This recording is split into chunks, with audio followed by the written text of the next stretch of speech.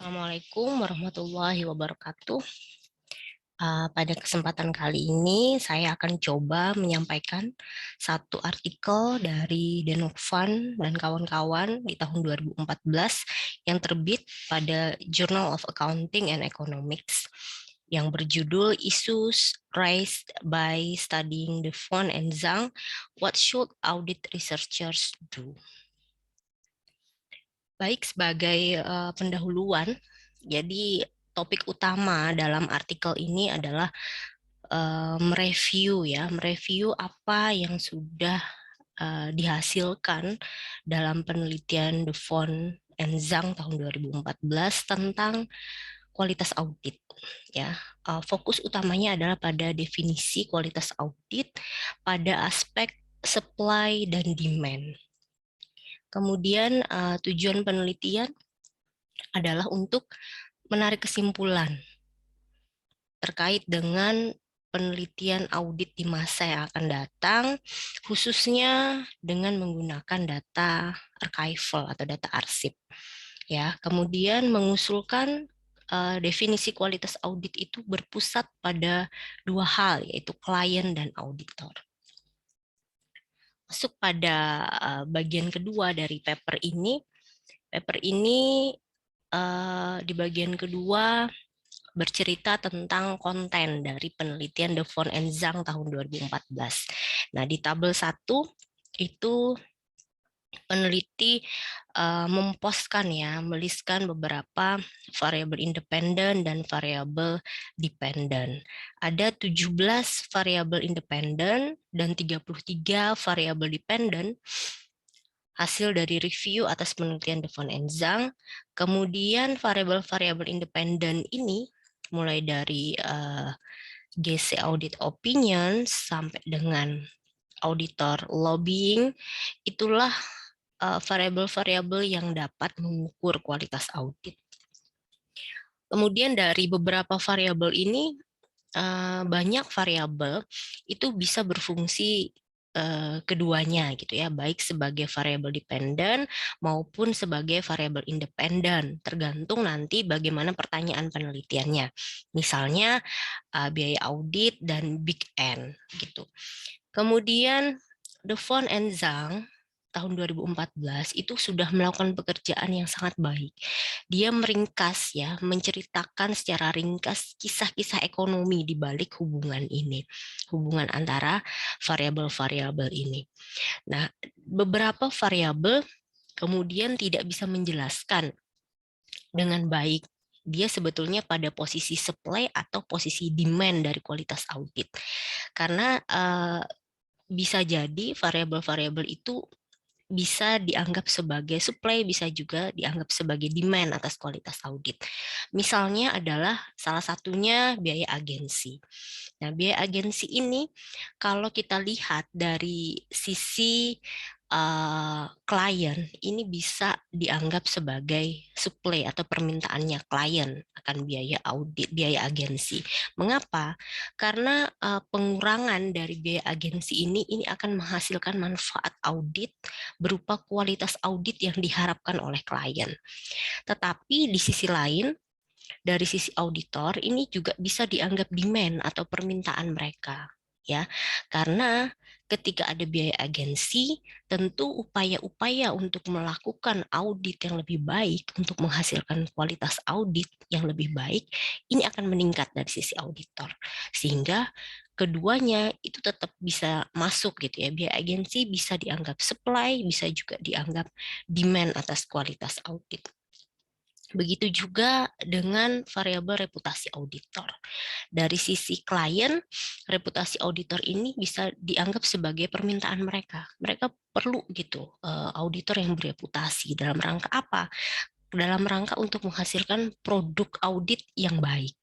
Karena produk atau laporan audit yang dihasilkan itu sangat erat kaitannya dengan reputasi auditornya. Tapi di sisi lain, dari sisi auditor, reputasi auditor ini juga bagian dari penawaran mereka atau demand mereka yang bisa mereka unggulkan gitu. Ketika mereka punya reputasi yang baik, ini bisa mengangkat nilai audit yang bisa mereka tawarkan. Kemudian selanjutnya di bagian kedua, Denofon dan kawan-kawan berbicara tentang literatur mengenai kualitas audit. Nah, dari banyak definisi kualitas audit itu sebetulnya sebagian besar itu berasal dari penelitian-penelitian audit yang dipublikasikan selama 15 tahun terakhir. Kemudian Denofon dan kawan-kawan dalam bagian ini membahas 3 hal.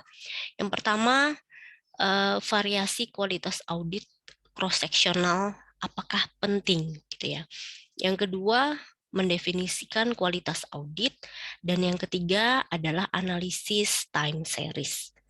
Kita masuk untuk yang bagian pertama dulu, yaitu bicara tentang variasi cross-sectional mengenai kualitas audit itu apakah penting.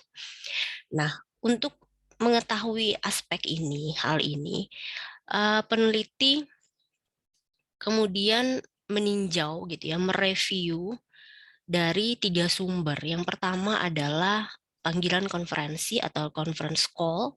Ini ada di panel A gitu ya, dari gambar ini.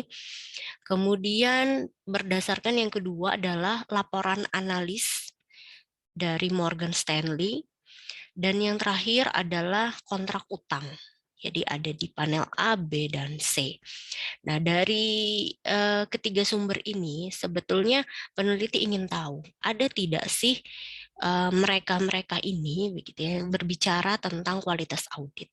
Seberapa penting begitu kualitas audit didengungkan dalam tiga hal ini. Kemudian berdasarkan hasil yang pertama di panel A, dari conference calls tentang kualitas audit, ternyata hanya 1,1% dari conference itu yang menyebutkan tentang kualitas audit, gitu ya. Kemudian berdasarkan laporan analis ini jumlahnya jauh lebih sedikit lagi, yaitu sekitar 0,2% saja. Dan berdasarkan debt kontrak atau kontrak utang, itu kita bisa lihat sebetulnya dari angka ini ya, secara nasional yang diharuskan untuk punya audit yang berkualitas gitu ya, berdasarkan number of kontraknya itu jumlahnya lebih kecil atau sekitar 26% saja dari yang sebetulnya tidak punya requirement, artinya tidak perlu berkualitas begitu, tidak perlu diaudit oleh auditor yang berkualitas, tidak perlu menghasilkan audit yang berkualitas, itu sekitar 32%. Artinya dari sini, dari debt kontrak ini bisa kita lihat isu-isu tentang kualitas audit tidak terlalu banyak didengungkan dibandingkan dengan yang biasa-biasa saja atau yang no requirement. Nah, secara keseluruhan dari gambar satu ini, tabel satu ini bisa kita simpulkan, peneliti menyimpulkan tidak dapat menemukan banyak bukti gitu ya tentang kekhawatiran untuk variasi cross-sectional dalam kualitas audit di antara investor ekuitas. Nah, ada 3 hal yang bisa menjadi alasan mengapa kemudian ini tidak terlalu didengungkan, tidak terlalu menjadi hal yang mengkhawatirkan. Yang pertama adalah variasi kualitas audit bukan merupakan perhatian utama. Ya, yang kedua, investor naif karena mereka tidak memberikan bobot yang cukup pada kualitas audit dalam analisis mereka. Dan yang terakhir, mungkin ini terkait dengan keterbatasan peneliti karena data yang diperiksa tidak mewakili kekhawatiran investor yang marginal, kemudian karena pencarian mungkin hanya terbatas pada penyebutan auditor, pada keyword auditor yang secara eksplisit. Nah, jadi dari sini bisa kita simpulkan bahwa variasi cross-sectional itu ternyata tidak begitu mengkhawatirkan, tentang kualitas audit ini tidak begitu mengkhawatirkan dari kacamata investor. Pada bagian berikutnya, di bagian kedua, peneliti menyampaikan pandangannya tentang definisi kualitas audit. Nah, berdasarkan pandangan peneliti, mereka menyatakan bahwa mereka mendefinisikan kualitas audit ini agak sedikit berbeda dari apa yang ditawarkan oleh Devoon dan Zhang yang berdasarkan pertemuan begitu ya antara client demand versus auditor supply. Itu ada di gambar tadi di artikelnya Devoon and Zhang. Nah, pada definisi kualitas audit yang ditawarkan oleh peneliti, mereka ini menekankan pada efisiensi, kata efisiensi. Jadi pusatnya tetap pada klien auditor, tetapi bertumpu pada efisiensi, yaitu adanya keunggulan kompetitif dari perusahaan audit atau auditor yang kemudian bertemu dengan preferensi klien, keinginan klien gitu ya. Tetapi dua hal ini tetap bertumpu pada satu hal, yaitu efisiensi. Bagaimana kemudian bisa mempertemukan antara keunggulan kompetitif perusahaan audit dengan preferensi klien mereka secara efisien. Itulah definisi kualitas audit yang ingin ditawarkan oleh Devoon dan kawan-kawan. Selanjutnya, di bagian ketiga, mereka bicara tentang analisis time series. Nah, jika tadi di bagian pertama kita sudah lihat hasil dari variasi cross-sectional tentang kualitas audit ini tidak terlalu baik, ya artinya tidak banyak yang peduli tentang hal itu, peneliti kemudian menyatakan kita nggak perlu khawatir. Dan kemudian apakah harus meninggalkan isu tentang kualitas audit ya?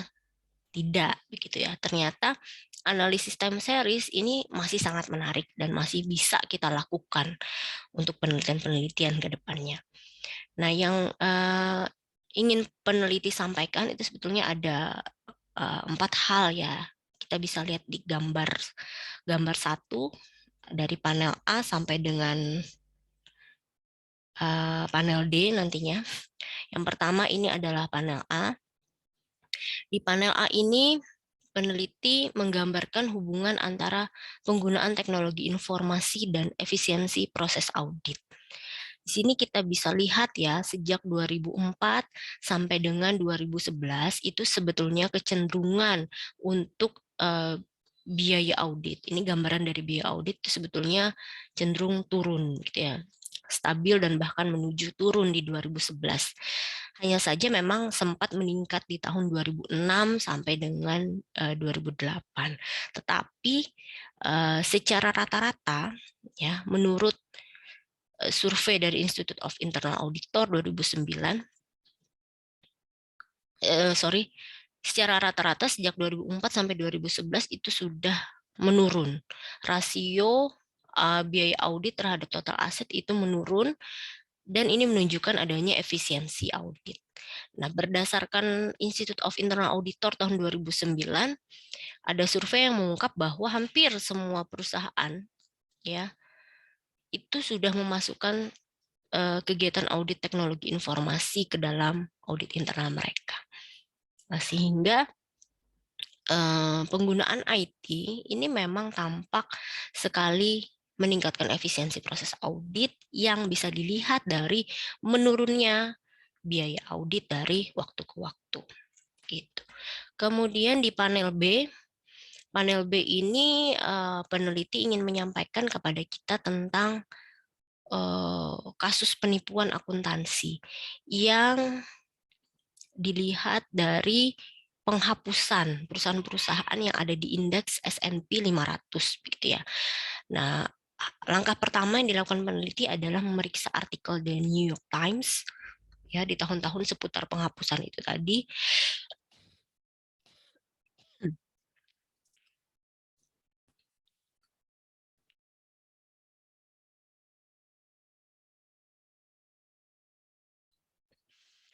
Antara tahun 1964 sampai 2012 itu ditemukan ada 7 penipuan akuntansi. Nah, karena tingkat frekuensinya ini terlalu rendah, sehingga peneliti tidak bisa kemudian menarik kesimpulan yang berkaitan dengan tingkat penipuan dari waktu ke waktu. Begitu ya.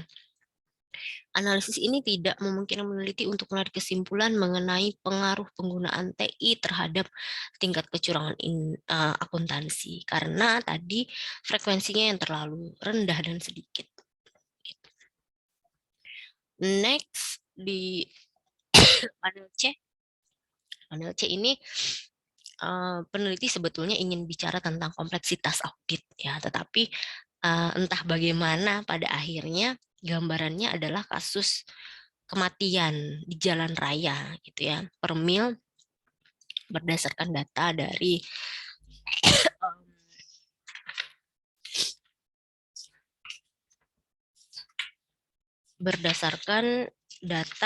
sebentar saya cek data dari sumbernya Administrasi Keselamatan Lalu Lintas Jalan Raya Nasional. Nah, dalam panel C ini kan terlihat sebetulnya tingkat ada penurunan begitu ya, penurunan tingkat kematian di jalan raya. Padahal ada terjadi kompleksitas di situ. Jadi peneliti ingin menunjukkan sebetulnya bahwasanya kompleksitas itu memang terjadi dalam audit. Misalnya ada transaksi arm length, kemudian ada penggunaan lebih banyak hard data gitu ya, padahal situasinya sudah memungkinkan untuk melakukan pemrosesan data lewat TI. Nah, hal-hal yang seperti itu sebetulnya menambah kompleksitas audit, tetapi yang ingin peneliti sampaikan bahwasanya itu bisa kita tanggulangi sebetulnya. Dan ini digambarkan lewat panel C, ternyata tingkat kematiannya menurun kok walaupun kompleksitasnya telah meningkat. Misalnya jalan jadi lebih ramai dan panjang perjalanannya meningkat. Nah, ini gambaran yang mungkin bisa disampaikan peneliti tentang kompleksitas audit gitu. Terakhir untuk analisis time series di panel D ini bicara tentang teknologi informasi untuk pencegahan kejahatan properti. Jadi di panel D ini adalah kejahatan properti yang terjadi dari waktu ke waktu 1960 sampai 2012, walaupun ini gagal menunjukkan tren yang menurun, begitu ya. Dari waktu ke waktu, tetapi ada cerita TI ini sebetulnya bisa mencegah kejahatan properti, misalnya dengan pengawasan kamera, CCTV, dan lain sebagainya. Walaupun hasilnya ternyata tidak menurun secara signifikan dari waktu ke waktu kejahatan propertinya. Nah, ini disampaikan peneliti, hasil ini sebetulnya mirip dengan penipuan akuntansi, karena penipuan yang terdeteksi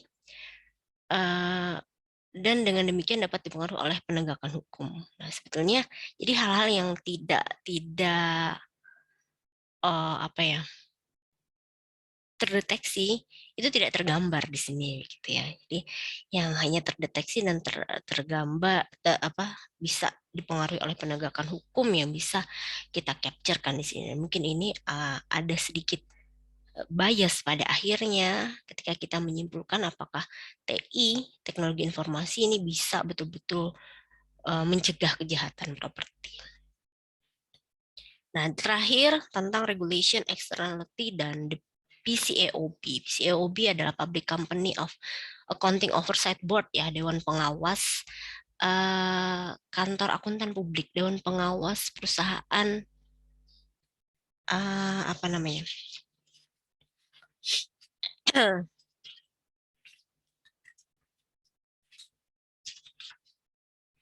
Dewan Pengawas Akuntansi Perusahaan Publik, ya, maaf, tadi ada kekeliruan. Nah, PCAOB ini memegang 3 kekuasaan sekaligus ya, legislatif, yudikatif, dan eksekutif.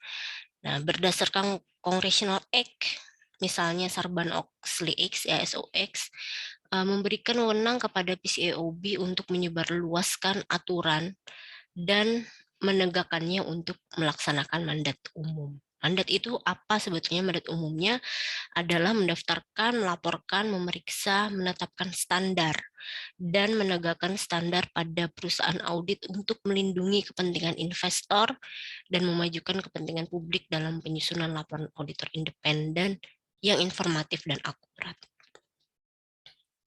Peneliti akuntansi kemudian diminta oleh Donovan ini ya, Donovan dan kawan-kawannya untuk memeriksa hubungan antara berbagai tindakan peraturan dan atau pernyataan oleh individu yang berpengaruh dan kualitas audit. Intinya peneliti ingin mendorong peneliti lain gitu untuk ngecek sebetulnya ada nggak sih keterkaitan antara peraturan tadi yang PCAOB lahirkan ini terhadap kualitas audit. Nah, hubungan antara kualitas audit dan tindakan regulasi bukanlah kondisi yang diperlukan atau cukup untuk membenarkan regulasi. Ya, ketika misalnya ternyata udah signifikan nih benar gitu ya. Artinya dengan regulasi kemudian kualitas audit yang meningkat, tetapi ini menurut peneliti tidaklah cukup lagi untuk membenarkan regulasi itu udah benar apa enggak.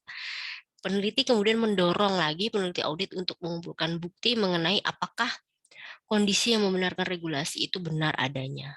Misalnya dengan mempertimbangkan kegagalan pasar ya yang disebabkan oleh eksternalitas, asimetri informasi dan kurangnya persaingan gitu. Jadi saya kira itu yang bisa saya sampaikan dari artikel Donovan dan kawan-kawan ini yang menanggapi sebetulnya artikel ini sebetulnya adalah tanggapan atas artikel Devon and Zhang tentang kualitas audit dan kemudian menerjemahkannya, mencoba untuk meramunya untuk kemudian bisa diambil sebagai ide-ide dalam penelitian audit di masa yang akan datang.